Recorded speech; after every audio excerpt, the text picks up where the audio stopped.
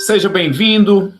Vamos aí para o tema relacionado à lei penal no espaço, dar continuidade a esse tema, que vai do artigo 5º ao artigo 9º do Código Penal, relativo a como o Brasil se comporta em relação às suas leis no âmbito internacional, a possibilidade de aplicação da lei penal brasileira a crimes ocorridos fora do nosso território, a possibilidade de crimes ocorridos em nosso território e nós não podermos utilizarmos a nossa legislação para fazer com que o indivíduo que praticou o crime venha, de fato, a ser punido conforme nossa legislação. Essas e outras indagações, discussões, nós vamos ver na aula de hoje. Uma aula com bastante informações, curiosidades, baseada na doutrina moderna do direito penal, além de jurisprudências dos tribunais superiores, do Supremo Tribunal Federal, do Superior Tribunal de Justiça.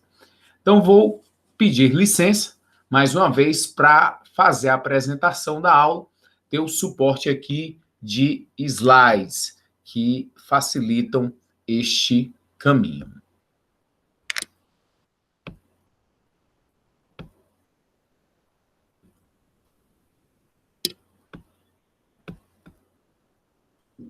Vou colocar o link no grupo, professor. Perfeito, obrigado.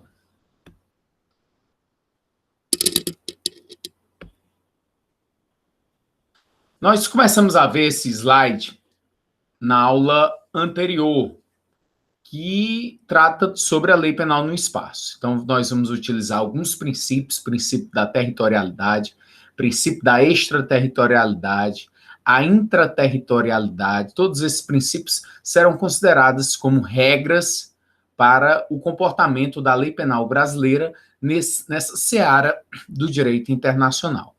Algumas questões acabam sendo dirimidas por esses princípios a partir do momento em que um crime toca a mais de um país, acaba tendo interesse em mais de um país. Nós vamos ver essas questões de forma específica.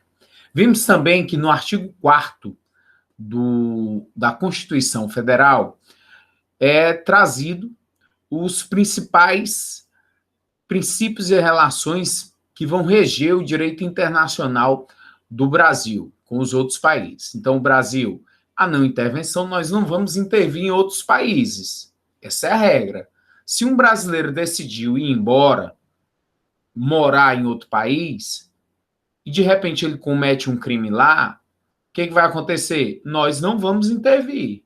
Ele que responda pelo que ele fez. O brasileiro foi preso traficando drogas lá na Indonésia. Foi condenado a uma pena de morte. O que o Brasil vai poder fazer nesse sentido? Ele vai poder zelar ou intervir apenas na sua via diplomática para que a sanção imposta possa ser uma sanção dentro das regras dos direitos humanos. Uma pena que não vai infligir a integridade física, moral, que não haja pena de morte. Aí o Brasil tenta, mas não vai invadir o país, não vai mandar um grupo da Polícia Federal para buscar esse brasileiro. Isso não acontece. Por quê?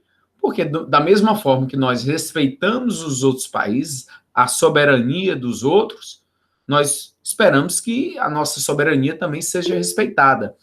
Quando o indivíduo vem e pratica um crime aqui no Brasil, quando ele pratica um crime no Brasil, a força da nossa soberania é demonstrada através da aplicação da lei penal brasileira, de que nós somos capazes de impor uma sanção penal a esse indivíduo que veio aqui no Brasil, mesmo sendo estrangeiro, e praticou um crime. Não há como ele vir a reivindicar a legislação penal dele, a não ser que ele tenha alguma imunidade por exceção à regra. Mas se é um cidadão comum, vai ter que estar regido por nossa legislação quando estiver em solo brasileiro. Então, nós vimos aí o artigo 4º da Constituição Federal, na aula anterior. Os 3 eixos para a compreensão dessa matéria é a territorialidade, a extraterritorialidade e a intraterritorialidade. Territorialidade no artigo 5º, capacidade que o país tem de fazer com que crimes ocorridos em território nacional seja aplicada a legislação brasileira. Extraterritorialidade seria a possibilidade do Brasil ser competente para julgar casos ocorridos fora do nosso território. Através de quê? De legislação penal. Aplicação da lei penal brasileira a fatos ocorridos em outro país. Leidiane não está conseguindo escutar. Está informando aqui. Alguém mais? Hugo, está escutando direitinho? Professor, tá tranquilo. Ok. Leidiane, tente então... Ela saiu, professor. Ok. Então ela certamente vai tentar reiniciar. Deve ter dado algum probleminha lá. Eu deixei o link lá no grupo. Tá bom. Obrigado, Hugo. E a intraterritorialidade é a possibilidade de o crime ter ocorrido em solo brasileiro e não ser possível aplicar a legislação penal brasileira, porque a pessoa que cometeu o crime goza de algum tipo de imunidade. Então, a lei penal não será possível de ser aplicada, embora o fato praticado seja em solo brasileiro, em território nacional, mas o que vai prevalecer é a lei estrangeira. Começamos a discutir o artigo 5º do Código Penal. Na última aula, começamos a discutir o artigo 5º do Código Penal, que traz o princípio da territorialidade.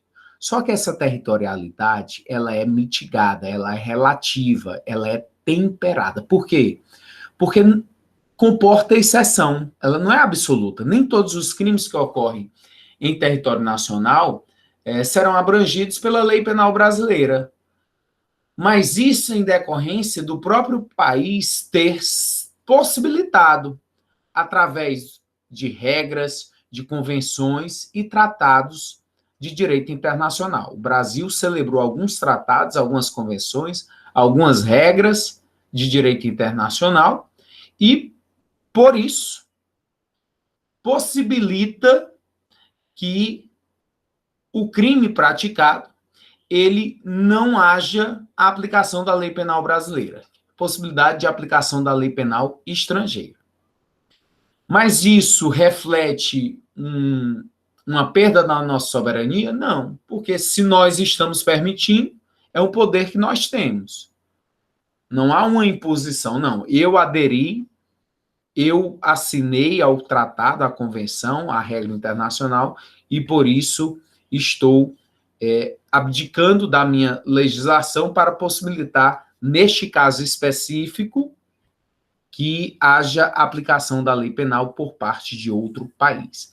É o que acontece, por exemplo, nas imunidades diplomáticas, a questão do Tribunal Penal Internacional, que nós vamos ver a fundo, que são hipóteses de intraterritorialidade.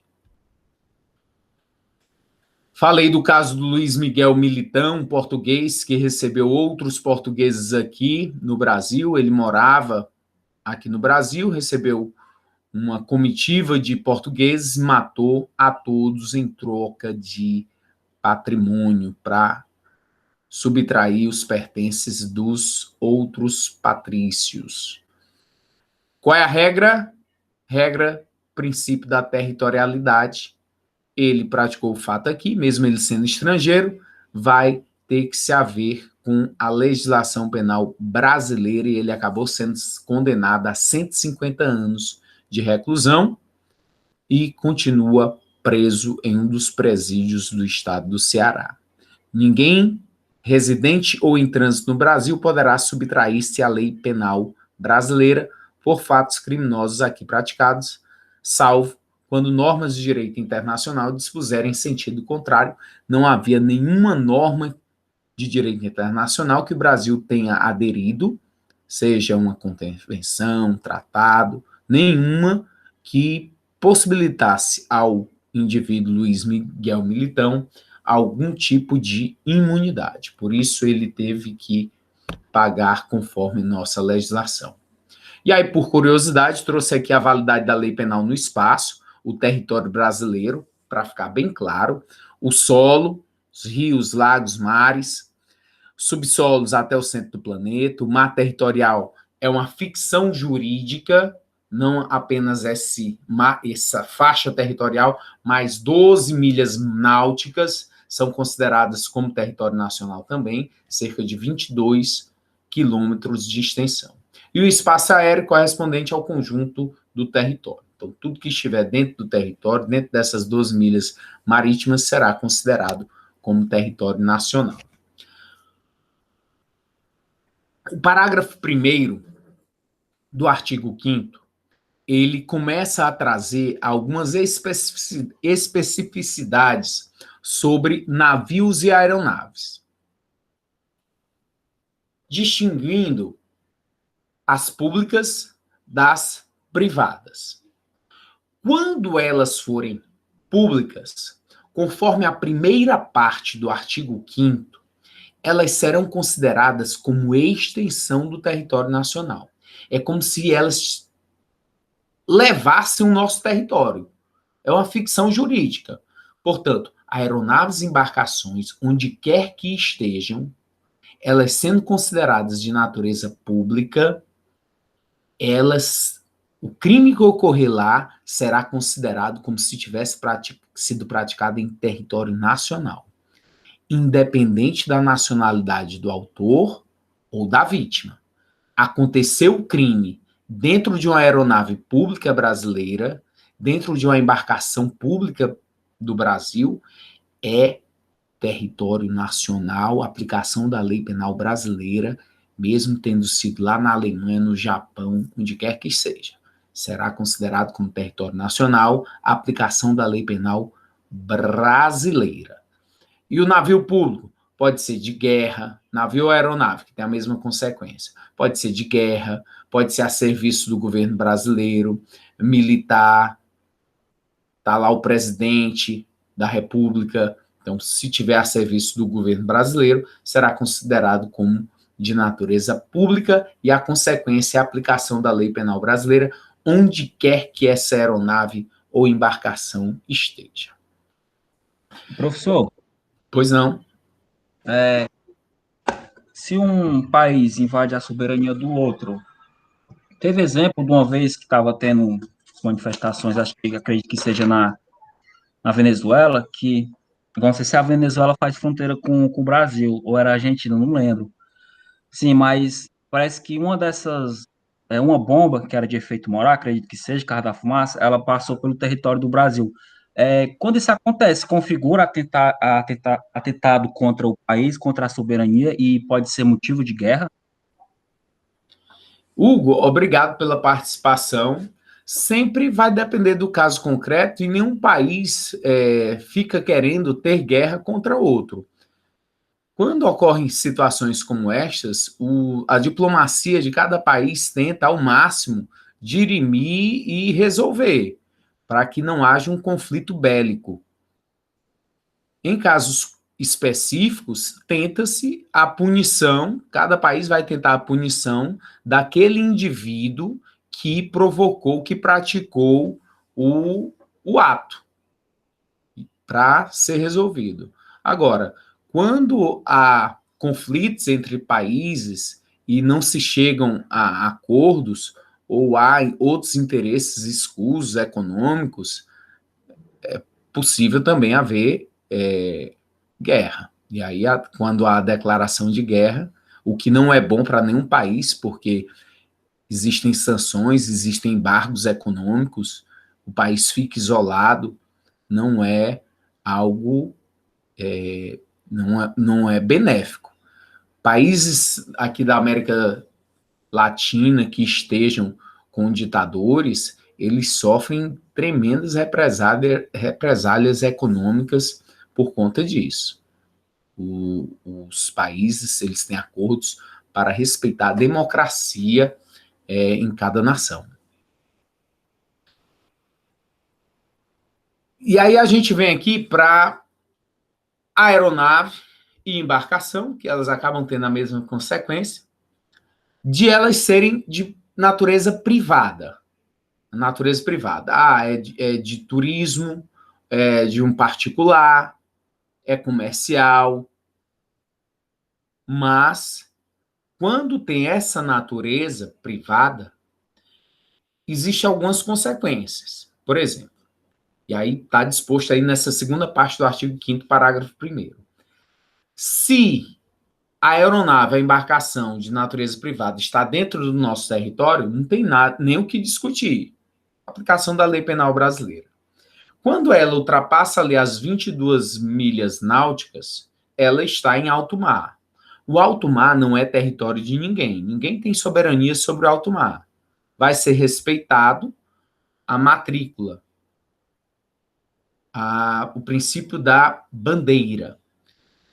Todo navio ou aeronave possui um número que o identifica, que o remete a um determinado país. Portanto, o que acontecer dentro dessa aeronave ou embarcação, em alto mar, lei penal do país, lei penal brasileira. Quando essa aeronave ou embarcação adentra outro território, por ela ser de natureza privada, é como se você tivesse entrado no aeroporto de outro país. Aí você vai ter que se ver pelas leis daquele país. Então, a aeronave ou embarcação que adentre essas milhas náuticas de um outro país, legislação daquele país. Lá no artigo 7º do Código Penal é que a gente vai ver essa possibilidade de extraterritorialidade. O crime aconteceu no navio, na aeronave, mas eles imediatamente saíram do país e vieram aqui para o Brasil. O crime aconteceu fora do território nacional, mas não foi julgado lá. O sujeito não foi julgado, não foi condenado, não foi absolvido, não houve qualquer repercussão na justiça daquele país. E aí vai possibilitar a extraterritorialidade. O Brasil poder fazer com que um fato ocorrido em outro território seja trazida à legislação penal brasileira para poder punir o indivíduo. Mas aí é o tema lá do artigo 7º. Diz o parágrafo único, parágrafo 1º do artigo 5º, em sua segunda parte, que para os efeitos penais, considera-se como extensão do território nacional as aeronaves e embarcações brasileiras, mercantes ou de propriedade privada que se achem, respectivamente, no espaço aéreo correspondente, aqui em nosso território, ou em alto mar. O alto mar, falei agora, que não é território de ninguém, existem algumas zonas de exploração, zona econômica, mas o que remete em relação a território nacional para legislação penal brasileira, 22 milhas náuticas, nosso território. Passou disso, alto mar, território de ninguém, princípio da bandeira ou do pavilhão. Cada navio ou aeronave tem aí um número de matrícula. Esses navios da Petrobras, por exemplo, eles não são de natureza pública, eles são de natureza privada, são navios de cabotagem, são navios mercantis, comerciais, portanto, natureza privada. Aí você vai ter que visualizar. Se está em território nacional, lei penal brasileira, está em alto mar, lei penal brasileira, chegou na extensão de outro país, lei nacional daquele país. O alto mar. Estão subordinados civil, penal e administrativamente ao poder jurisdicional do Estado, cuja bandeira estejam estabelecidos. Tal poder não é absoluto, excepcionalmente, quando estiverem em território de outro país, serão regidos pelas leis penais deste, uma vez que um Estado pode exercer sua jurisdição sobre fatos cometidos em seu território, por ser uma questão de soberania. Então, as aeronaves de natureza pública em alto mar, lei penal brasileira. Se as aeronaves forem privadas, estejam em alto mar, lei penal brasileira. Detalhe, quando vem uma aeronave estrangeira ou embarcação estrangeira que esteja aqui no nosso território, você tem que verificar a natureza, se ela é pública ou privada. Se a embarcação aeronave estrangeira está aqui no nosso território e ela é de natureza privada, lei penal brasileira. Se ela for de natureza pública, lei penal daquele país, a gente não intercede. Teve um navio escola inglês que atracou no Amazonas e algumas mulheres elas entraram no navio, na embarcação, e foram submetidas a aborto. Elas quiseram abortar. Na Inglaterra, não existe a figura típica do aborto, não é crime.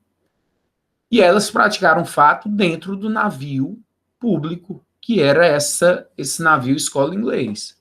Portanto, não houve como haver a imposição de qualquer crime a essas mulheres, em decorrência do fato que elas praticaram ter ocorrido em território estrangeiro. Por quê? Porque elas fizeram isso dentro de um navio público que estava ancorado em território brasileiro. Mas a natureza era pública. Brasil, respeita, não intervém. Se fosse um navio brasileiro, quer de natureza privada ou pública, lei penal brasileira. Se fosse um navio público lá na Inglaterra brasileiro que praticasse isso, lei penal brasileira. Uma curiosidade: crime cometido em lugar não pertencente a qualquer país. Aí a gente começa a fabular. Poxa, mas se fosse lá o Lost, aquele seriado, as pessoas adentraram em uma ilha que não pertencia, era desconhecida, não pertencia a nenhum país e era desconhecida a todos. O que aconteceria nesse caso? Segundo a doutrina, é inviável a aplicação do princípio da territorialidade, pois no local inexistem leis postas, não é um território, não há soberania ali de nenhum país. Segue-se o princípio da nacionalidade do agente, pois o mínimo que se espera é o conhecimento das normas regentes de seu país ou de origem.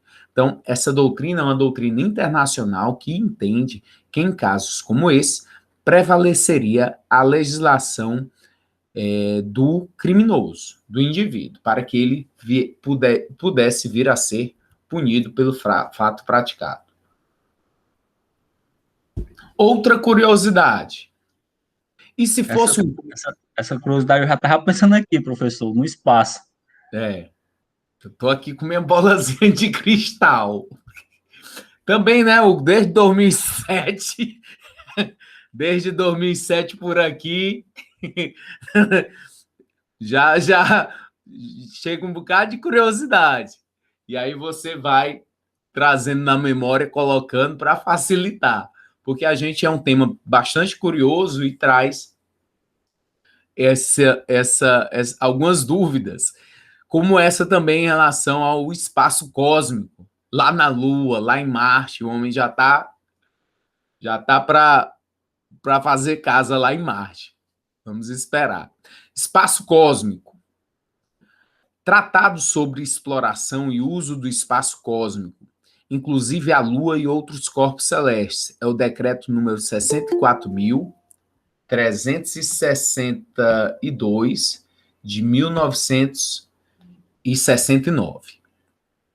Devem ter em mira o interesse de todos os países, podendo ser utilizado livremente por todos os estados, sem qualquer discriminação, em condições de igualdade e em conformidade com o direito internacional, devendo haver liberdade de acesso a todas as regiões dos corpos celestes. Artigo 1º. Então, quando você vê essa questão do espaço cósmico, como não pertence a nenhuma nação, nem é da China, nem dos Estados Unidos, da Rússia, não, nenhum. E aí o que vai prevalecer? Princípios. Qual era a aeronave? A aeronave era de que país? Qual a matrícula a que pertencia? Então, vai ter a legislação daquele país.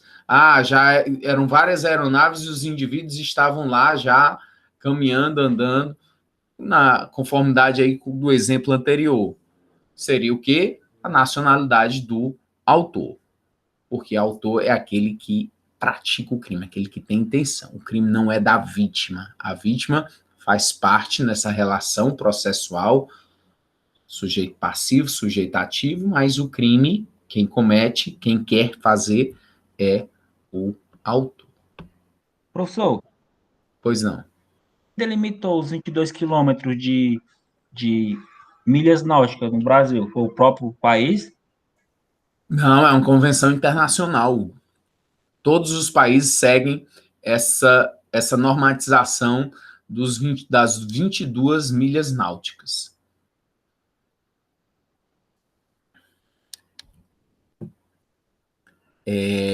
Imunidades diplomáticas. Vamos começar a verificar essa possibilidade da intraterritorialidade, que é o sujeito ter cometido o crime no Brasil e não poder haver a lei penal brasileira sendo aplicada em seu desfavor. Inviolabilidade de habitação. Vamos aqui primeiro para a questão da embaixada, ver se tem imunidade diplomática em relação à embaixada.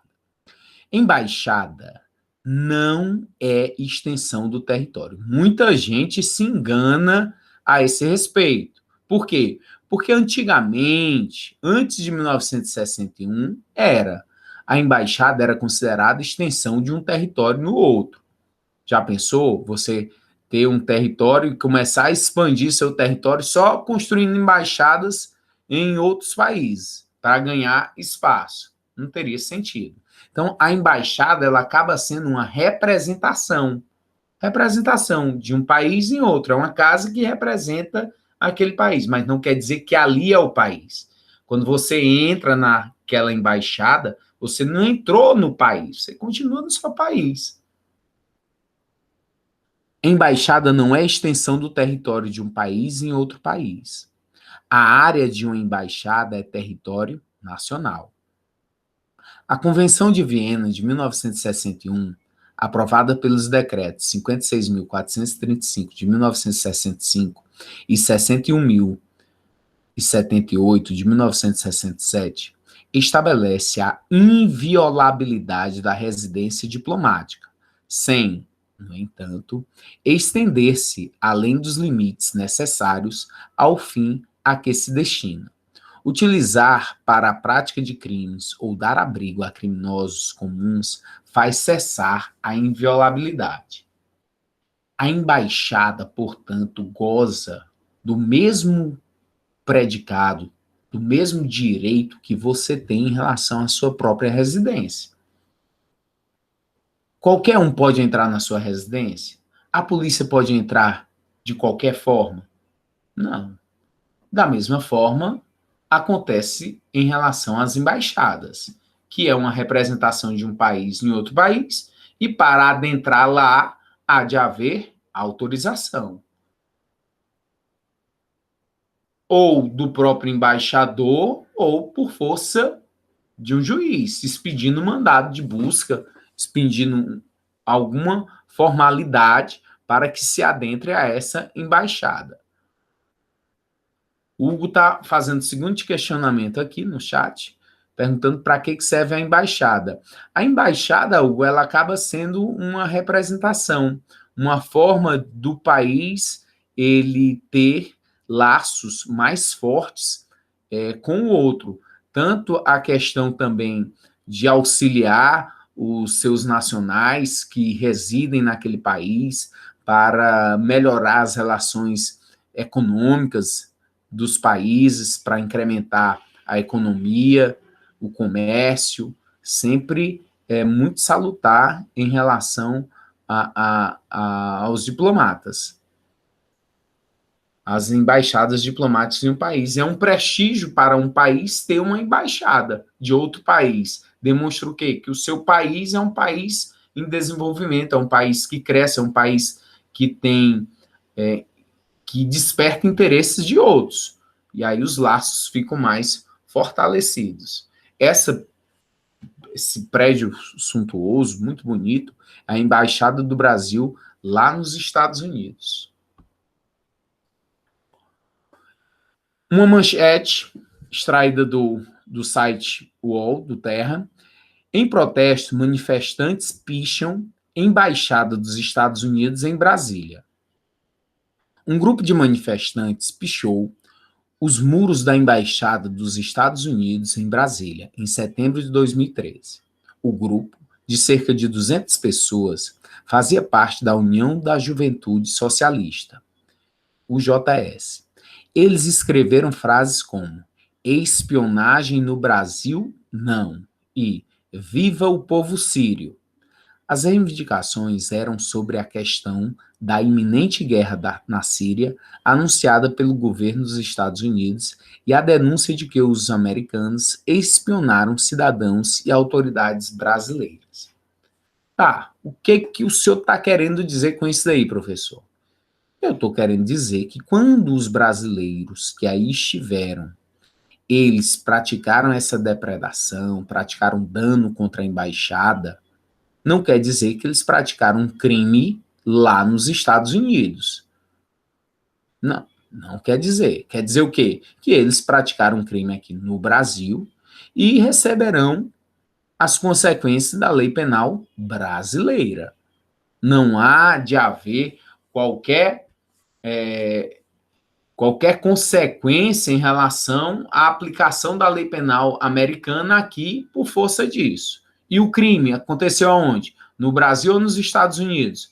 Para a nossa legislação, o crime ocorreu no Brasil.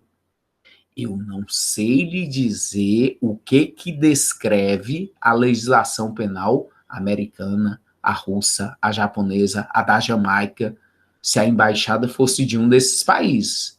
Mas eu posso lhe garantir que o crime ocorrido aí, que aí foi um crime de dano ao patrimônio, foi um crime ocorrido em solo brasileiro, mesmo quando o alvo foi uma embaixada americana, porque ali é apenas uma representação do país. O Hugo está perguntando se o consulado é a mesma coisa. Hugo, o consulado ele vai diferir só em relação à questão comercial. O cônsul ele é mais um representante que está adstrito a relações de comércio das empresas, mas tem menos poder. A imunidade, vamos trazer aqui a distinção entre a prerrogativa e o privilégio. Alguns acabam confundindo da imunidade diplomática ela acabar sendo um privilégio à pessoa, mas na verdade é uma prerrogativa e não do indivíduo, mas sim do cargo que ele ocupa, do cargo que ele exerce, em detrimento da repercussão que pode haver à pessoa do embaixador. O Tiago está fazendo um questionamento, vamos olhar. Professor, no caso dos brasileiros que cometeram esse delito, eles podem ser prejudicados ao tentar entrar nos Estados Unidos em relação a vistos, passaportes? Tiago, eu tenho absoluta certeza que sim. As agentes de inteligência dos países acabam pegando esses nomes dos indivíduos que praticaram esse fato, fica em um banco de dados à disposição das autoridades, e principalmente os americanos que fazem isso com maestria em relação a cruzamento de informações. E quando vai se observar o cadastro da pessoa, vai verificar essa informação e certamente irá trazer um prejuízo enorme em relação a essa possibilidade de tirar visto, de tirar passaporte. Mas posso lhe dizer que para a legislação brasileira, isso daí não traria um benefício, porque nenhuma pena ela é perpétua e nem as suas consequências. Então, passa-se um tempo, essas informações, esses dados, esses antecedentes criminais, eles acabam não repercutindo para trazer malefícios à situação do indivíduo. A lei penal tem eficácia erga omnes para todos, isto é, vale para todos, princípio da generalidade da lei. Mas, por força da relevância de algumas funções, também no âmbito penal existem as prerrogativas funcionais ou profissionais, que não se confundem com privilégios pessoais. As prerrogativas são funcionais, os privilégios são pessoais. A pessoa tem uma prerrogativa em decorrência da função que exerce. Enquanto eu estiver imbuído dessa função, exercendo esse cargo, eu tenho essa prerrogativa. Ah, é porque eu sou bonito? Não, é porque o cargo merece essa relevância e essa prerrogativa. Privilégio é da pessoa. Ah, eu nasci com sangue azul, então eu vou ter certos privilégios. Eu nasci da nobreza, da monarquia, então eu vou gozar de privilégios. Privilégios por conta da minha pessoa, do meu sangue. É diferente. Imunidade diplomáticas e a inviolabilidade pessoal. Os representantes diplomáticos de governos estrangeiros, de acordo com a Convenção de Viena, gozam de imunidade penal, sendo causa de exclusão da jurisdição, em virtude da prerrogativa do cargo que exerce. Não podem ser presos ou detidos, nem obrigados a depor como testemunhas, mas podem ser investigados pela polícia. Têm o dever de cumprimento das leis do Estado onde estão servindo. Juiz brasileiro não aplica lei criminal estrangeira. Quem irá processar o diplomata é o Estado de origem, com a legislação do país. A prerrogativa da imunidade é irrenunciável pelo diplomata, pois não pertence a ele. Somente o país pode renunciar. Então, a imunidade diplomática. O sujeito atropelou e matou uma pessoa aqui no Brasil. Foi verificado o quê? Que ele é um diplomata. Ele tem imunidade. Ele não vai poder ser julgado, processado e julgado conforme a lei penal brasileira. Ah, então todo mundo vai fechar os olhos? Não. Chama a polícia, pede a perícia no local, vamos ouvir as testemunhas, vamos elencar todas as provas possíveis de serem angariadas a título de informações. Pegam-se essas informações, mandamos lá para o Ministério, para o Itamaraty, para o Ministério da Justiça, Relações Internacionais, e aí essa documentação vai para quem? Para o país que esse indivíduo está ali representando enquanto diplomata. E podemos solicitar que ele saia do país. Para o quê? Para que lá no estrangeiro, no seu país, ele possa vir a responder por esse crime que ele praticou. E eu falei um crime de trânsito como poderia ser qualquer outro crime. Qualquer crime que ele tivesse praticado aqui, ele não poderia vir a ser preso. Ele não poderia vir a responder a processo criminal. A não ser que o país que ele representa abdicasse, renunciasse dessa prerrogativa do cargo que ele estava aqui exercendo. A Leidiane está querendo fazer uma pergunta, Leidiane? Fique à vontade. Sim, professor, boa tarde. Boa tarde. Professor, em relação a essa imunidade diplomática, vamos supor que esse diplomata ele esteja realizando um ato civil, no sentido, está no carnaval no Brasil e civilmente comete um crime. Ele não está na função dele de diplomata. Mesmo assim, ele tem imunidade? Leidiane, obrigado pela pergunta, e a resposta é que sim. Mesmo assim, ele vai ter essa imunidade, e no próximo slide, ou um dos próximos, eu vou lhe mostrar que, além dele, a família dele também e outros agentes da embaixada gozam também dessa imunidade.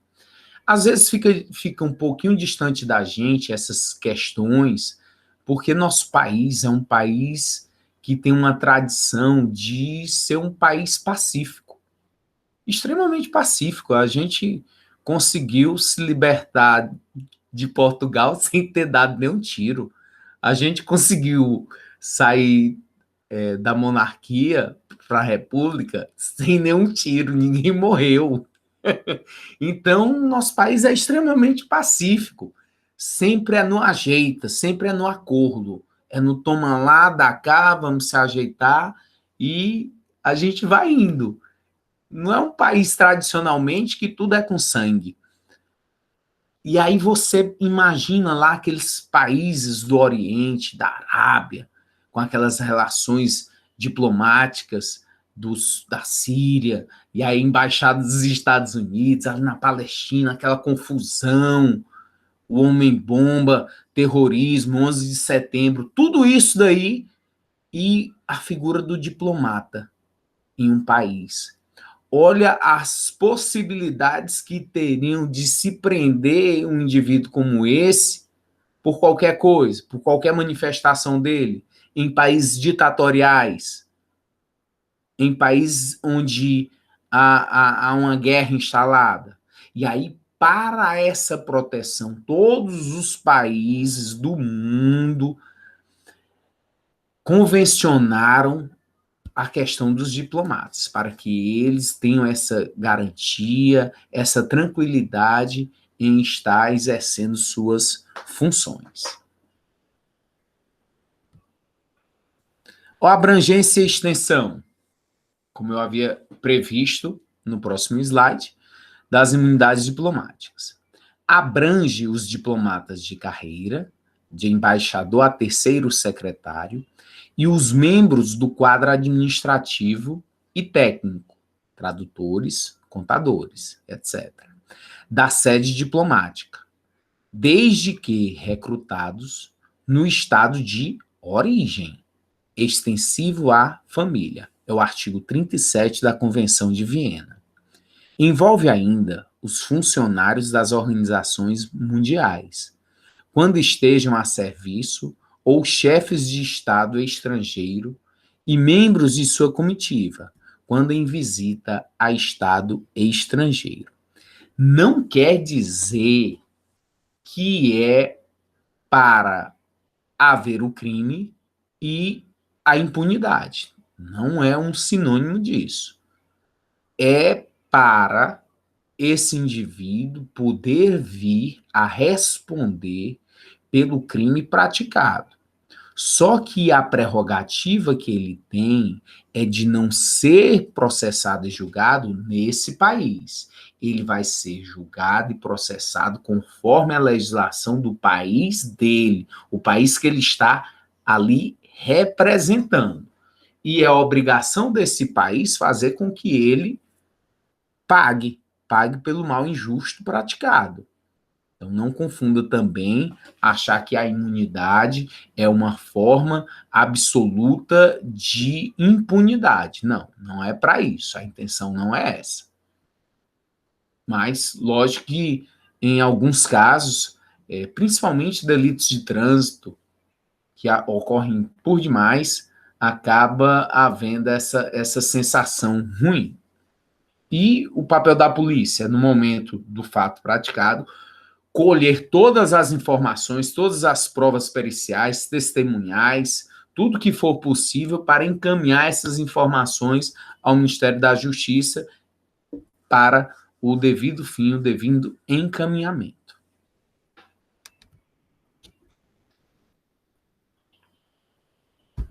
Para você ter uma ideia acerca desse tema e das prerrogativas, eu trouxe aqui alguns julgamentos, algumas jurisprudências sobre fatos que ocorreram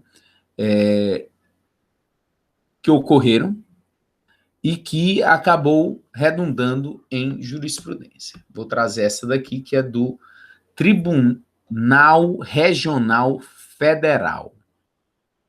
A Justiça Federal. Vou aqui direto para o item 1. Há nos autos do processo, sólidos elementos, dando conta de que o paciente... Por que paciente? É porque o Tribunal Regional Federal da Terceira Região, que editou essa jurisprudência, recebeu um habeas corpus. Habeas corpus é um remédio constitucional, remédio contra ilegalidades em relação à prisão de alguém, porque houve um abuso, houve um excesso, há uma ilegalidade. E aí o advogado, ou a defensoria, peticiona através de um habeas corpus, tentando a liberdade da pessoa. E como é chamado de writ constitucional, remédio constitucional, quem peticiona, quem pede, acaba sendo chamado de paciente. Ao invés de chamar de réu, nesse caso é paciente, porque aí é um habeas corpus. Há nos autos sólidos elementos dando conta de que o paciente, se é que realmente praticou os delitos noticiados na representação criminal, os teria perpetrado enquanto embaixador de Belize no Brasil. Aí eu trouxe aí para você saber onde é Belize, esse país, Belize, olha, pertinho aí da Guatemala, do México, de Honduras. Para quem nunca tinha ouvido falar em Belize, Belize é um país, aí, ó, próximo de Cuba, e havia um embaixador aqui no Brasil, era o embaixador de Belize no Brasil. E ele, sendo detentor, portanto, de imunidade penal absoluta neste país, conforme consagrado na Convenção de Viena sobre Relações Diplomáticas, promulgada no Brasil pelo Decreto 56.435, de 8 de junho de 1965. E aí essa informação é relevante para os seus estudos em relação a quem se aprofundar no tema das imunidades diplomáticas, para saber que tudo que está em relação à imunidade diplomática está descrito, definido na Convenção de Viena, que trata dessas relações diplomáticas, que é a Lei 56.435 de 1965. E aí vem, ponto 2.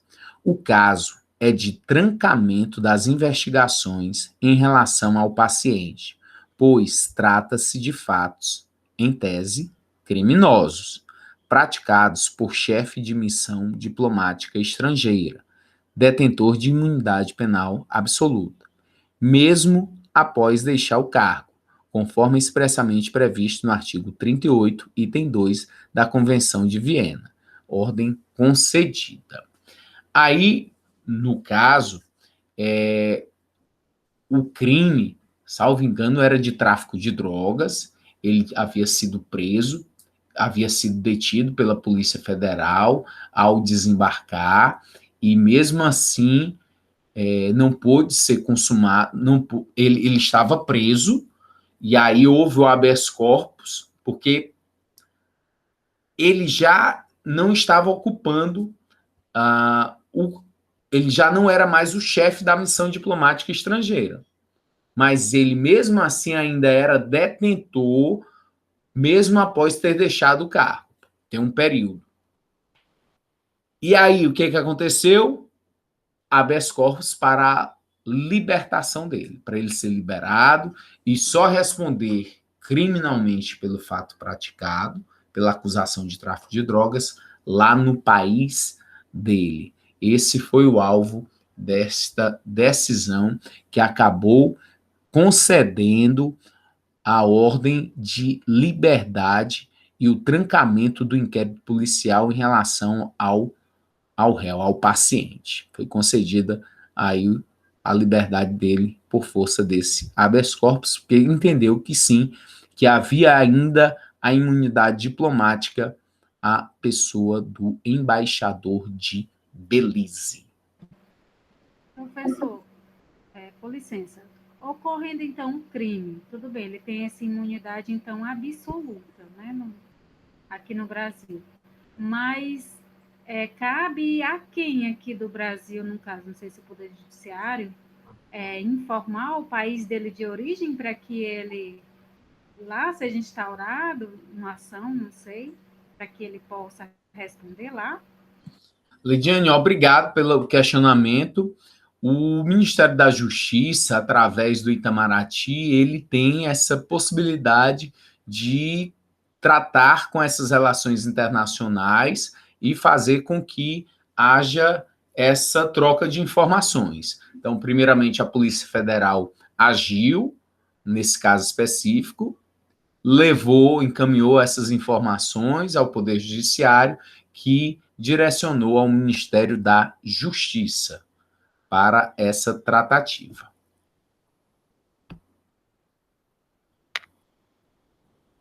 Ok. Aí nós vamos para uma imunidade que ela acaba sendo feita. O Thiago está dizendo que é um tema em evidência. E eu vou até, Thiago, porque você está dizendo aí que é tema em evidência, dizer que hoje é o dia 26 de fevereiro, 26 de fevereiro de 2021, né? Porque daqui para outra semana, de repente a pessoa vai, ó, o professor totalmente desatualizado, já mudou, não é nada mais disso. Tem muito mais imunidade. A imunidade foi ampliada e o professor está dizendo que está na doutrina moderna, mas só passando legislação que está revogada, porque quem blinda são eles, os deputados e senadores. Então, eles estão aí já com o projeto tramitando para ampliar essa imunidade e não ter prisão de forma alguma. Então, 26 de fevereiro de 2021, 18 horas e 13 minutos. Para ficar bem claro, se tiver tido alguma alteração, foi depois de hoje. As imunidades. Imunidades diplomáticas. Imunidade diplomática, não. Imunidade dos nossos deputados e dos nossos senadores. Eles que fazem, eles sempre aumentam. Vamos lá. As possibilidades. Eu elenquei aqui 5 consequências em relação às imunidades. 5 possibilidades de eles terem imunidade, terem benefícios por serem parlamentares. São as suas prerrogativas. Primeiro, a inviolabilidade ou imunidade penal absoluta ou material, substancial, real ou indemnidade. Poxa, olha, eu trouxe um monte de sinônimos para você. Eu acho que você nunca nem tinha ouvido falar em indemnidade. E aí o cara lá no teu concurso vai te perguntar o que é indemnidade. Aí você... Não, indemnidade, aí tenta lá chutar, vai, numa prova oral, tenta chutar, vai para um lado, vai para o outro, e se perde totalmente de uma coisa que você sabia. O que é a mesma indemnidade? Indemnidade é imunidade, imunidade penal, que os deputados têm, imunidade penal absoluta. Então, esses sinônimos, é sempre bom você fixar, trazer e ficar ali forçando a mente a associar os sinônimos, porque numa prova de concurso podem te perguntar com um sinônimo e você não vai saber o significado, mesmo sabendo o conteúdo. Então, inviolabilidade ou imunidade penal absoluta, ou material, ou substancial, ou real, ou indemnidade. Eles são imunes por suas opiniões, palavras e votos, no exercício da função. Constituição Federal, no artigo 56. Pois não? Por isso que nos debates eles ficam chegando uns com os outros, né? Eu acho que eles acham bonito isso. E esse deputado, ainda mais, você viu o linguajar, o palavreado, bem distante do que a sociedade espera dos seus representantes.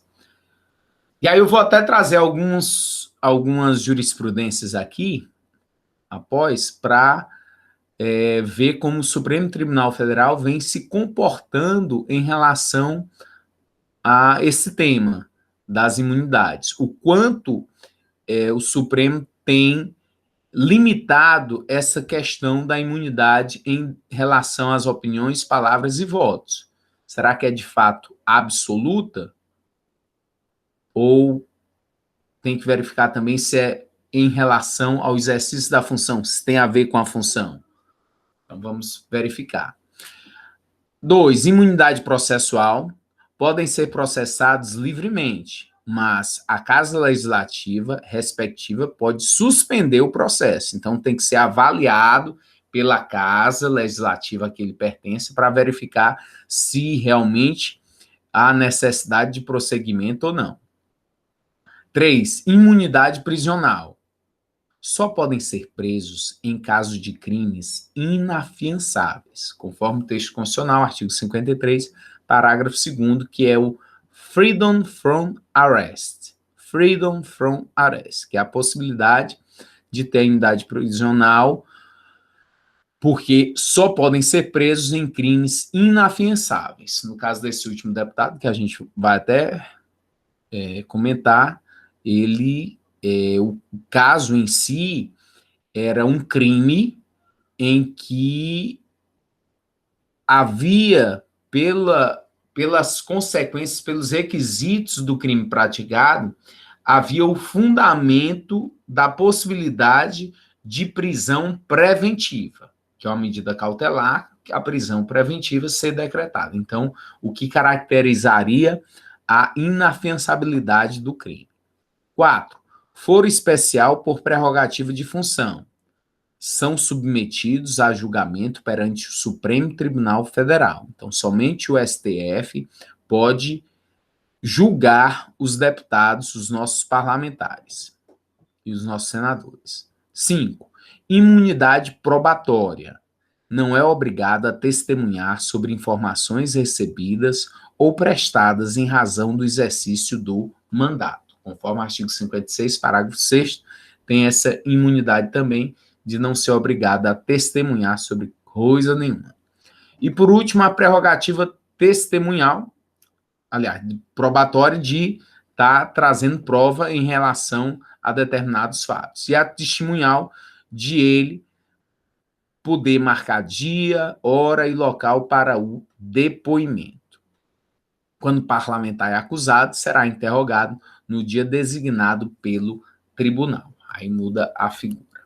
Professor, Pois não. o crime hediondo, ele é um crime inafiançável? Crime hediondo é inafiançável? Depende. Não, depende. Vai depender. Matar alguém? Matar alguém. Tem uns requisitos em relação à fiança. Tem alguns requisitos. Porque você tem alguns crimes que são inafiançáveis, que estão previstos na própria Constituição Federal. O racismo, os grupos armados, civis, militares, e tem os crimes que se constituem inafiançáveis a partir do momento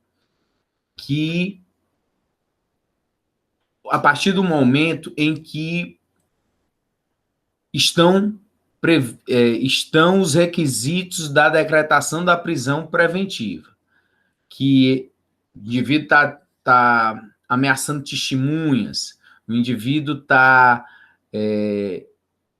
destruindo provas, está mexendo com a questão econômica do processo, enfim, ele tem motivos para a decretação da prisão. Isso torna o crime inafiançável. Os crimes hediondos, eles são insuscetíveis de graça, anistia e fiança. Eu acredito que esteja no artigo 3º da Lei 8.072.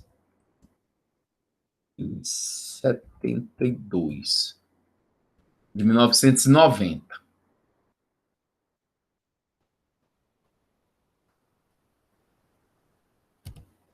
Sim, professor, é porque eu estava comparando porque aqui na imunidade parlamentar diz que, exceto nos casos inafiançáveis, né, nos crimes inafiançáveis, Hum, e abriu minha curiosidade de ver se o hediondo é inafiançável, porque tem um caso daquela deputada federal que matou o marido, acusada de matar o marido, ela ainda está no, ainda é parlamentar, né, e ela não foi, a imunidade ela, passou ela, ela né, como? a imunidade parlamentar foi usada a favor dela, né, que ela é Uhum. parlamentar ainda. Eu olhei aqui, ó, no inciso 43 da Constituição Federal diz que a lei considerar crimes inafiançáveis e insuscetíveis de graça ou anistia a prática da tortura, o tráfico de entorpecentes e drogas afins, o terrorismo, aqui, o terrorismo e os definidos como crimes hediondos, por eles respondendo os mandantes, os executores e os que, podendo evitá-los, se omitirem. Então, a própria Constituição Federal, ela descreve a inafiançabilidade de alguns crimes. Não, nem todos os crimes, mas de alguns crimes.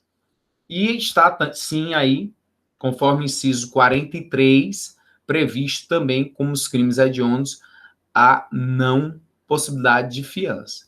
Nesse caso do deputado, ele não praticou nenhum desses crimes, mas o entendimento é que estaria sendo possibilitada a decretação de uma prisão preventiva para ele, por conta dos requisitos legais, e tornaria, por força desse entendimento, o crime de forma inafiançável.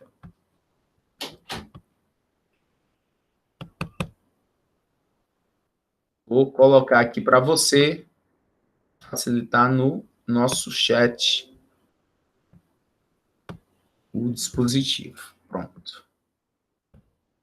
Mandei aqui para você, para ficar mais claro.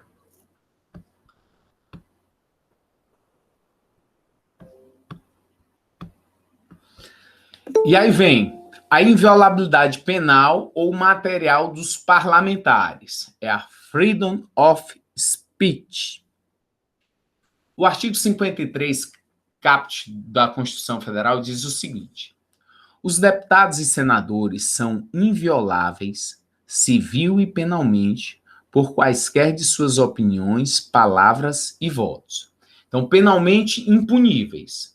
Abrange todas as manifestações funcionais do parlamentar, sejam escritas, pareceres, ou orais, discursos, entrevistas, votos orais, dentro ou fora do parlamento, nas comissões. Nexo funcional. O que esse deputado fez estaria dentro, em regra, da imunidade, porque o que ele fez foi falar,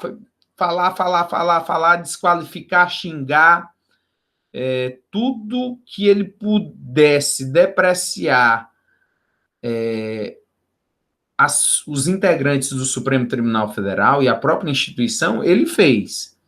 Ele ficou pensando ali, poxa, será que eu consigo falar mais alguma coisa que possa depreciar ainda mais, injuriar essas pessoas, caluniar? Acho que não, acho que tá bom. Então eu me saí muito bem. Ele resolveu praticar o fato deliberadamente, com vontade, com consciência, com finalidade, exteriorizando dentro do YouTube para quem pudesse ver em todas as mídias sociais. Então, o que ele quis fazer, ele de fato fez. Mas ele acreditou, de alguma forma, por uma assessoria jurídica que ele teve antes de fazer isso, porque isso foi absolutamente pré-determinado. Ele tinha a exata noção do que iria repercutir, mas ele acreditou que ele pudesse escapar, que ele não seria preso, e que a imunidade parlamentar o iria privilegiar de uma forma que ele não sofresse qualquer sequência.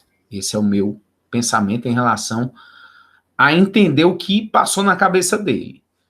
Não estou levantando bandeira do STF, tem suas falhas, muitas vezes não exerce o que nós realmente queríamos, que era única e exclusivamente ter seus membros voltados para a justiça. Muitas vezes se equivocam e confundem e vão para a seara política. Mas o que pesou foi o nexo funcional. Olha aqui, o nexo funcional. É absolutamente imprescindível que a opinião, palavra e voto tenha nexo funcional com o cargo que desempenha. Manifestações da vida exclusivamente privada do parlamento, numa reunião de condomínio, num estágio de futebol, ou que venham a atingir a vida privada das pessoas sem nenhum nexo com o interesse público, não estão acobertadas pela inviolabilidade penal. Nesse caso, o parlamentar responde criminalmente. E aí eu trouxe aqui um julgado do Supremo Tribunal Federal que vai de encontro a esse entendimento, para não dizer que é coisa de agora, até porque são inúmeros e inúmeros julgados do Supremo Tribunal Federal acerca de crimes praticados pelos parlamentares, onde eles reivindicam a imunidade parlamentar. Aí vem esse trecho do julgado. As manifestações dos parlamentares, ainda que feitas fora do exercício estrito do mandato, mas em consequência deste, também estão abrangidas pela inviolabilidade penal, imunidade material. Foi uma decisão do pleno do ministro Celso de Mello. Não importa se a conduta foi praticada dentro ou fora do Congresso, incluindo-se aí a imprensa. Havendo nexo funcional ou institucional, em ofício ou propter officium, impõe-se o reconhecimento da inviolabilidade penal. Fundamental é que tenha sido em razão da função. Celso de Mello. Havendo abuso, tudo deve ser resolvido pela própria casa, que exerce a jurisdição censória.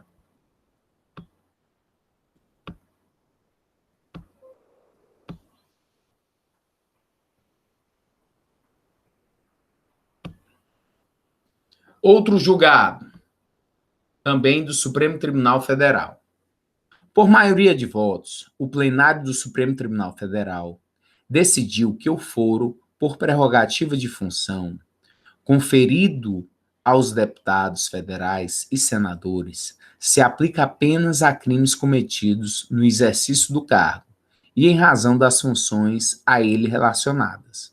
A decisão foi tomada na sessão do julgamento de questão de ordem na ação penal AP número 937. A natureza jurídica. Cuida-se de uma causa de exclusão da tipicidade penal, ou seja, não há crime. Porque se o sujeito ele pratica o fato em detrimento de uma opinião, em detrimento de uma palavra, de uma manifestação de pensamento, não há por que haver aquela conduta como sendo uma conduta criminosa. Portanto, o fato é considerado um fato atípico, exclui o crime, exclui a tipicidade. Coautor partícipe. Nós vamos ver lá no artigo 29 do Código Penal o concurso de agentes ou concurso de pessoas, quando duas ou mais pessoas concorrem para a prática de um mesmo crime. E aí vem o autor, que é aquele que pratica o ato executório, e o partícipe é aquele que está ao redor. Um crime de homicídio. Autor é aquele que esfaqueia. Partícipe é aquele que segurou a pessoa para ser esfaqueada. Os dois agiram no crime, mas um praticou ato executório, o quê? De matar. Então, quem matou foi quem esfaqueou. Mas o outro que segurou, ou quem estava ali vigiando para facilitar o crime, assegurar o crime, esse também participou. Então, tem o autor e tem o partícipe. Para não dizer os autores, aí diz coautores. Todos foram autores, todos praticaram atos executórios. Havendo coautor ou partícipe nesse ato, ele também não responde penalmente. Se o fato é atípico para o autor principal, o é também para o participante. Dia do início, o dies a quo da imunidade é o da expedição do diploma feita pela Justiça Eleitoral. Imunidade dos deputados estaduais e distritais. Será que existe também?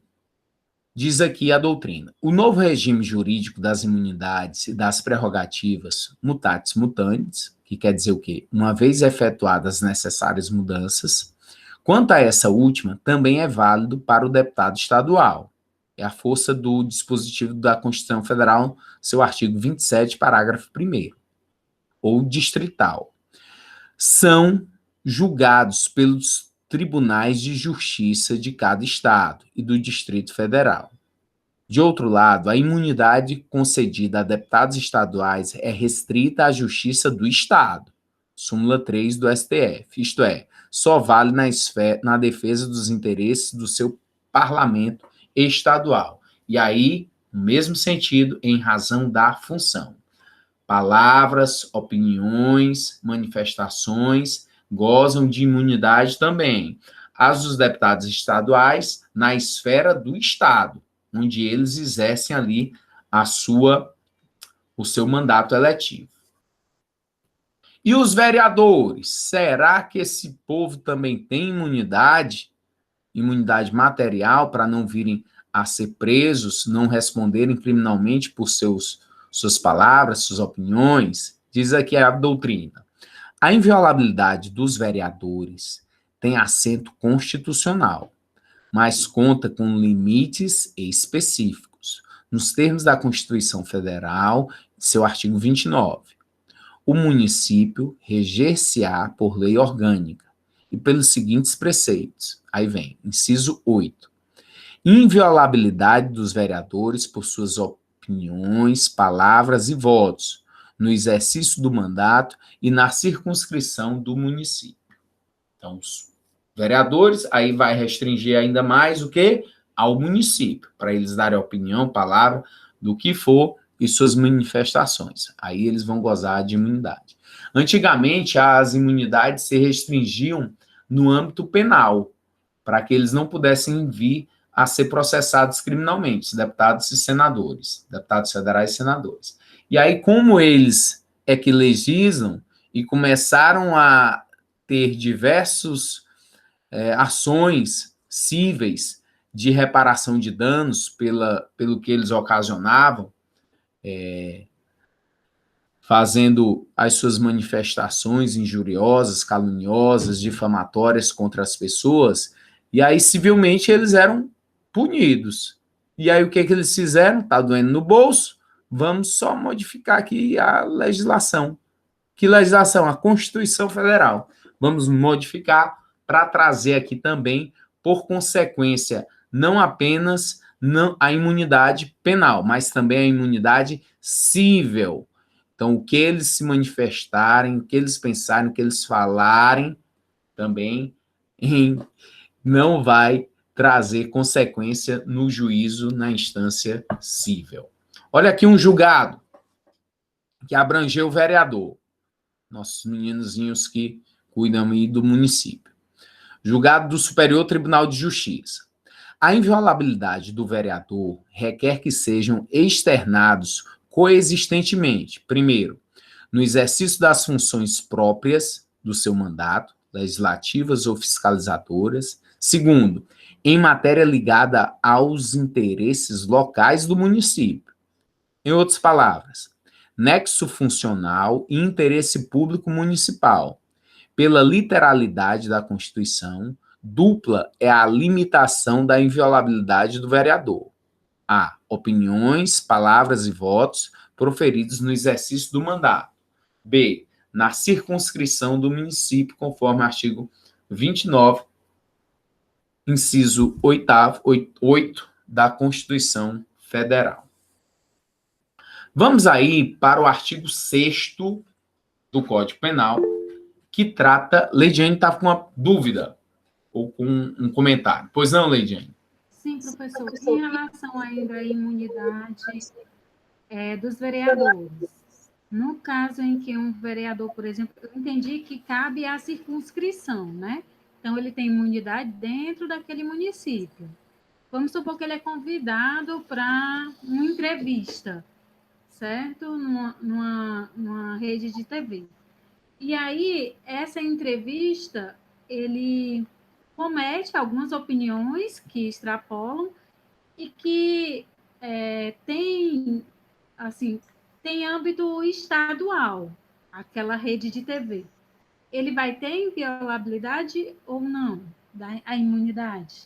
A minha interpretação é que não teria, porque aí ele está abrangendo se é uma opinião, se o comentário dele, se a opinião dele está se referindo a situações que fogem ao município, aí não teriam. Mas se ele está dando uma manifestação, está emitindo lá a sua opinião acerca de um tema que não tem nada a ver com o município, aí ele não teria essa imunidade. Mesmo que ele esteja abrangendo o Brasil todo está vendo ele porque a entrevista ali, e hoje em dia é muito fácil, porque qualquer coisa que você postar que esteja numa mídia social, ela se divulga para o mundo todo, facilmente. Basta você dar acesso público. E aí, o que restringiria, Leidiane? Seria a questão da intenção do que ele está falando. Qual a intenção do que eu estou falando? Tem a ver com o quê? Tem a ver com a questão local, municipal, algo que abrange só ali aquela região, então continua a imunidade. Mas se a opinião dele é sobre fato alheio ao município, não teria. O Tiago está fazendo uma consideração aqui. O professor, teve vereador pelo Brasil que utilizou disso para entrar em hospitais de campanha com o objetivo de fiscalizar. Porém, foram impedidos, pois se alegava que dentro dos hospitais só podem entrar profissionais da saúde. Ok, Tiago, entendi.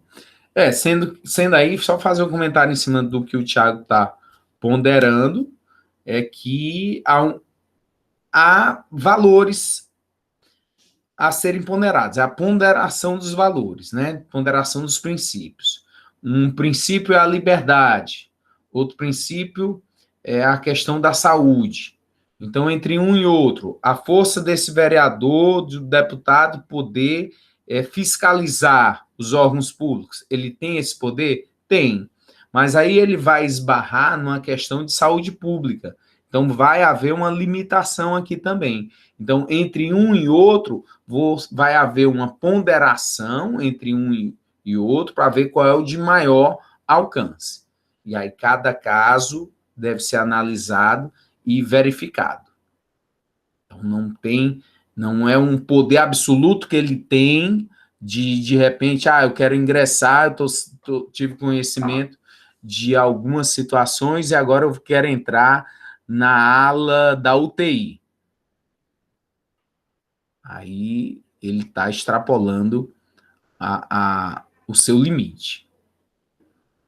A Leidiane está fazendo uma pergunta, mas, na verdade, Leidiane, a sua pergunta já é, de fato, a resposta. Dependerá do conteúdo abordado, então? Sim, dependerá do conteúdo abordado. Ele que tem que medir o que ele está abordando, se é, de fato, de uma questão local ou não. E ele só vai ter a imunidade se for de um conteúdo local, do próprio município, para gozar dessa inviolabilidade. A Constituição vai limitar a circunscrição do município. Nós vimos lá no artigo 4º, eu tenho certeza que você recorda, que nós falamos sobre o lugar do crime. Lugar do crime, sobre o tempo do crime. Tempo do crime. Artigo 4º, tempo do crime. Quando é que a gente considera como tempo do crime? O tempo do crime é a ação ou omissão. Não importa o momento do resultado. para a lei penal brasileira, o que é importante é saber o tempo do crime, a ação ou omissão. É aquele exemplo lá do menino que tinha 17 anos e 11 meses, deu um tiro numa pessoa, mas essa pessoa só veio a falecer, só veio a óbito daqui a 3 meses. Daqui a 3 meses ele já tem maioridade. Então, teoricamente, ele já responderia como maior. Mas não. Não é isso que acontece porque, de acordo com o artigo 4º, e a doutrina diz que ali o Brasil adotou a teoria da atividade. Não importa o resultado, o que vai importar é a atividade, a ação ou omissão. E aí esse indivíduo responderia conforme a sua menoridade, por ter 17 anos quando da prática do fato, da ação. No artigo 6º, diferentemente, nós vamos tratar de lugar do crime. E o lugar do crime não se resolve pela teoria da atividade. Não é ação ou omissão, não. No artigo 6º, o lugar do crime vai se resolver tanto pela atividade, ação ou omissão, quanto pelo resultado, o lugar em que ocorreu o resultado. Professor, o resultado aconteceu no hospital, onde ele morreu. Então, é lá. O resultado foi no hospital, lá houve a morte, tá. O resultado é morte, sim. Homicídio, o resultado é morte, aconteceu no hospital, então lá é o resultado. E o lugar da ação? Não, o lugar da ação foi lá no Bom Jardim. O Bom Jardim foi o lugar da ação. E o lugar da morte? Não, no centro de Fortaleza, no IJF. Ah, então, ação, lugar no Bom Jardim, resultado lá no centro, no IJF, daqui a 3 meses. Ok. Mas para a teoria do lugar, o que importa? Ação e omissão. As duas coisas em conjunto. E isso não vai ser tão relevante quando você estiver tratando de crimes ocorridos aqui em território nacional. Ah, professor, foi no Bom Jardim, foi no centro, vai ser Fortaleza o juízo processante. Professor, mas quando for Rio Grande do Norte e Ceará, um sujeito que foi sequestrado no Ceará, mas ficou em cárcere lá no Rio Grande do Norte. Aí a questão de competência que a gente vai ver no artigo 70 do Código de Processo Penal. Vou até trazer aqui só para você ter uma ideia, mas é a competência territorial. Mas a aplicação da lei é brasileira, porque você está dentro do Brasil, está fácil. O que vai ser mais importante em relação ao entendimento do artigo 6º são de crimes em trânsito, crimes à distância, em que o crime toca em mais de um país. E aí a gente vai ter que saber se a lei penal brasileira vai ser ou não aplicada. E isso fica fácil porque o Brasil adotou a teoria da ubiquidade omista. Tanto faz a ação quanto o resultado. Então, tocando em solo brasileiro, se tocar aqui, é lei penal brasileira. Isso é interessante porque você não vai ser obrigado a saber a lei da Argentina, do Paraguai, da Bolívia, do Chile, dos Estados Unidos, da China. Não. Basta você saber a lei penal brasileira, que se tocou aqui no Brasil, meu amigo, é legislação penal brasileira para fazer com que esse indivíduo possa vir a ser processado aqui no Brasil. Mas para você conseguir compreender esse tema, não leve em conta dificuldade de processo. Professor, mas vai ser tão difícil a gente julgar esse sujeito aqui, porque o crime ocorreu lá no estrangeiro, tudo aconteceu lá e tocou só uma coisinha aqui. Mas não importa a dificuldade. O que importa é ter tocado aqui e ser possível lei penal brasileira. Vamos aqui entender o tema com alguns exemplos e com o que a legislação traz além da doutrina. Vamos aqui. No artigo 6º, Código Penal, considera-se praticado o crime no lugar em que ocorreu a ação ou omissão, no todo ou em parte, bem como onde se produziu ou deveria produzir-se o resultado. Princípio ou teoria da ubiquidade omista. Diz aí, lugar em que ocorreu a ação ou omissão e o lugar em que produziu ou deveria produzir seu resultado. Você está vendo? Ação, resultado. Se a ação ou omissão foi aqui no Brasil, lei penal brasileira, o crime ocorreu no Brasil. Se o resultado era para ter acontecido aqui, ou aconteceu, lei penal brasileira. Isso é que importa. Se o crime tocar, basta tocar. O que é esse tocar? É que ele deveria ter ocorrido aqui no Brasil. Se ele deveria ter se produzido aqui, se a tentativa do crime era para produzir efeito aqui, então lei penal brasileira. Se o crime tocar o Brasil, é considerado território nacional para fins penais.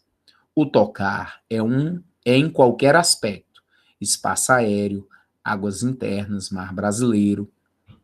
Observação: o crime que envolve mais de 2 países chama-se de crime em trânsito. O crime que envolve 2 países chama-se de crime à distância, ou espaço máximo.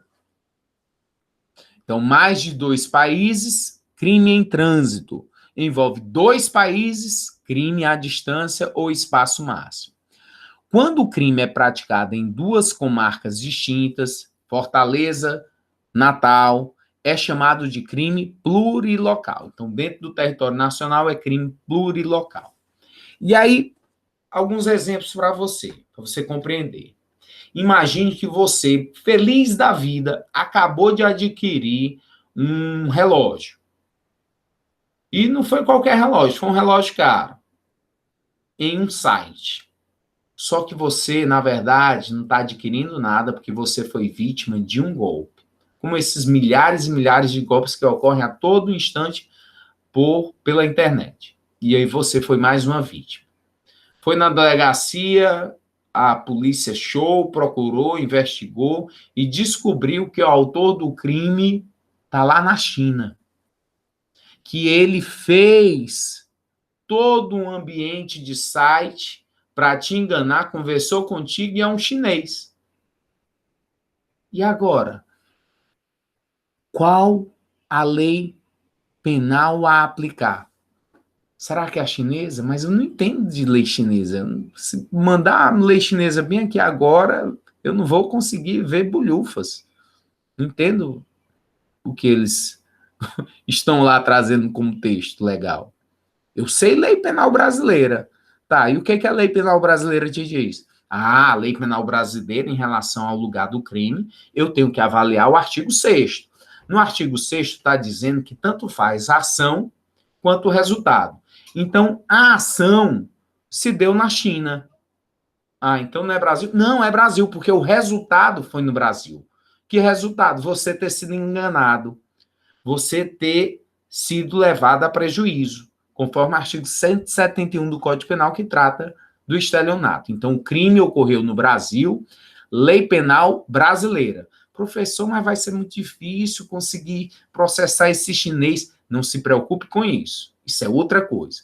O que importa é que o examinador da prova de concurso está te perguntando se esse crime é possível a lei penal brasileira. E você vai dizer que sim, por força do artigo 6º, ter adotado a teoria da ubiquidade, onde o lugar do crime é ação ou resultado. Tanto faz o lugar. E aí você imagina que não foi o chinês que enganou. Quem enganou foi você. Você é o estelionatário agora e enganou o pobre do chinês.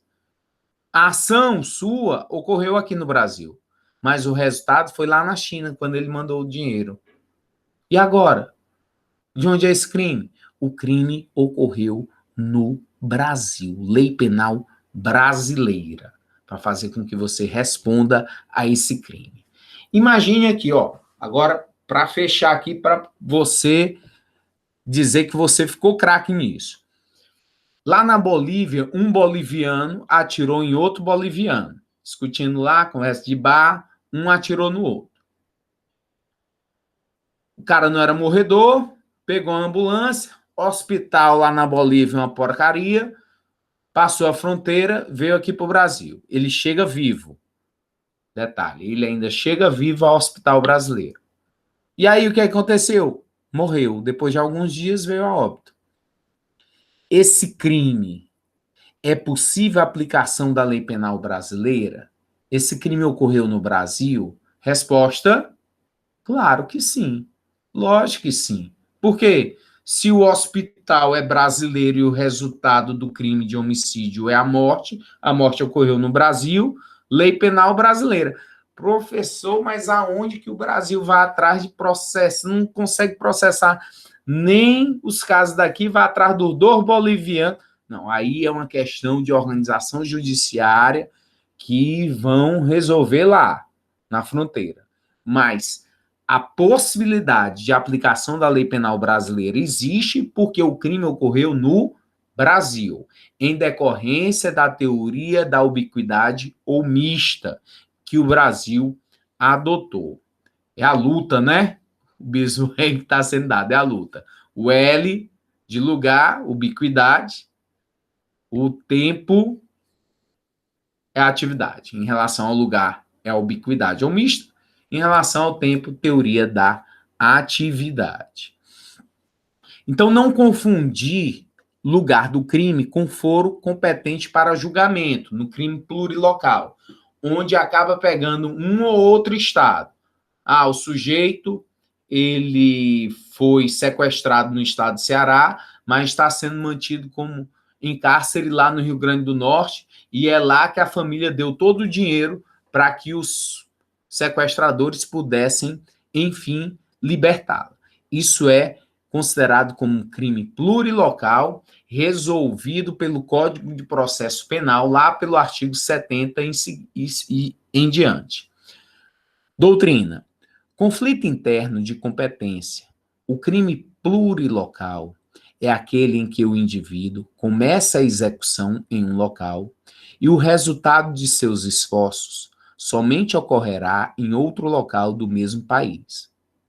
O Código de Processo Penal adota a teoria da consumação, artigo 70, onde a competência será, de regra, determinada pelo lugar em que se consumar a infração. A Lei 9.099, de 95, que é a Lei de Juizados Especiais Cíveis e Criminais, por sua vez, adota a teoria da informalidade, em seu artigo 60, onde o lugar do crime é o local da prática do delito. Mas para o nosso estudo aqui da parte geral do Código Penal, o importante é o artigo 6º, tratar dos crimes plurilocais, ocorridos em mais os crimes à distância, em que ocorrem em mais de um país. Aí há a possibilidade de definição em relação à aplicação da lei penal. E aqui uma jurisprudência em relação ao lugar do crime, para a gente ver a utilização do princípio da territorialidade e a teoria da ubiquidade. É uma jurisprudência do STJ, Superior Tribunal de Justiça. Item 1. Aplica-se a lei brasileira ao caso, tendo em vista o princípio da territorialidade e a teoria da ubiquidade, consagrados na lei penal. 2. Consta na sentença condenatória que o início da prática delitiva ocorreu nas dependências do aeroporto de Tupã, São Paulo, cuja tese contrária exigiria exame profundo do acervo fático probatório, incabível em sede de habeas corpus, sendo assegurado ao acusado o reexame das provas quando do julgamento de recurso de apelação eventualmente interposto, instrumento processual adequado para tal fim. Item 3. Afasta-se a competência da Justiça Federal pela não ocorrência de quaisquer das hipóteses previstas no artigo 109 da Constituição Federal, mormente pela não configuração de crime cometido a bordo de aeronave. 4. Não existe qualquer óbice legal para eventual duplicidade de julgamento pelas autoridades judiciárias brasileiras e paraguaias, tendo em vista a regra constante no artigo 8º do Código Penal, ordem denegada. Então, esse fato aqui, ele se iniciou a partir de um sequestro ocorrido lá no aeroporto de Tupã, São Paulo, e aí levaram a pessoa, o avião, para o Paraguai. E aí o que se discutia? Não, quem tem que processar criminalmente é a justiça paraguaia, não é a brasileira. Aí eu disse, não, esse crime aqui, ele, pela teoria da ubiquidade, a ação ocorreu no Brasil, então a competência, justiça brasileira, não estaria exclusiva à justiça paraguaia. A justiça paraguaia pode fazer o que ela quiser, nós não vamos intervir. Se a justiça paraguaia vem e condena e faz com que o sujeito cumpra uma determinada pena, e aí a gente vai ver lá no artigo 8º do Código, que o tempo cumprido no estrangeiro vai ser abatido do tempo de pena que foi decretado aqui. Então, se lá no Paraguai, por esse crime de sequestro, eles conseguiram julgar, condenar o sujeito a 10 anos, aqui no Brasil a sentença foi de 20 anos, ele tem 10 anos para pagar aqui. Então, manda ele para cá para terminar de cumprir a pena que ele está devendo. Então, nós vamos ver ainda o estudo do artigo 8º dessa possibilidade da detração. Última mensagem. Você nunca sabe que resultados virão da sua ação, mas se você não fizer nada, não existirão resultados. Quero agradecer pela paciência, pelas observações, pela discussão, pelo empreendimento de vocês, em estar sempre aqui discutindo, debatendo, tirando suas dúvidas, sempre à disposição. Forte abraço, bom final de semana e um abraço, até a próxima.